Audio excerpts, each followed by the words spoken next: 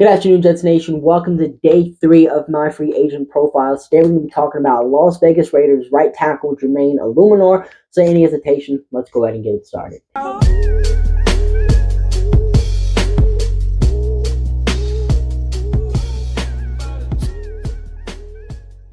So what is there to know about Eluemunor? Well, he was a 5th-round pick by the Ravens in 2017, played his first 2 years in the league with them, then got traded to the Patriots in 2019, and then played his next 2 seasons with New England. In 2021, he signed with the Dolphins, but then got cut that offseason, then got signed by the Jaguars, also got cut by them, and then a week before the season started, got signed by the Raiders and has been with them ever since. Now, up until 2022, Eluemunor was pretty much a swing tackle, but of course, he ended up starting for the Raiders week 1 of the 2022 season, and he started the last 2 years. And since he's become a starter, Eluemunor has played pretty good in the NFL. He's allowed a pressure rate of under 5% the last 2 seasons, which is pretty good, especially a lot better than what the Jets saw from their tackles this past season. Whenever he did allow pressures this season, it did, lead to some sacks. He had 6 sacks this season, 3 in 2022, although his penalty numbers in 2022 were pretty high, having 10, but he had 5 this past season,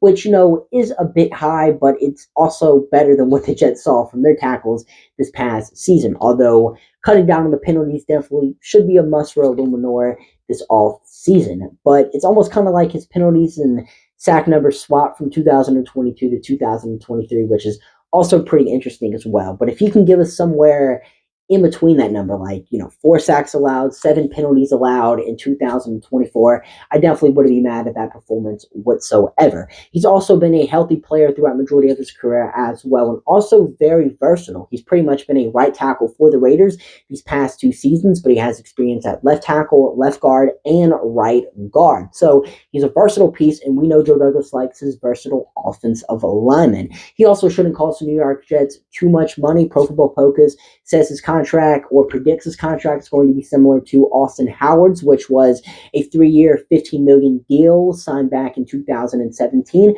So if the Jets could get a player who's allowed a pressure rate of under 5% the past 2 years, a guy that's a good run blocker, someone that's versatile and is healthy, for around $5 million, I would say that's an absolute steal. I mean, are there better free agent tackles on the market? Yes, and we will talk about those better options in the future. But the Jets have a lot of other needs this offseason, including receiver, including signing other offensive linemen, adding some more pieces to the defense as well.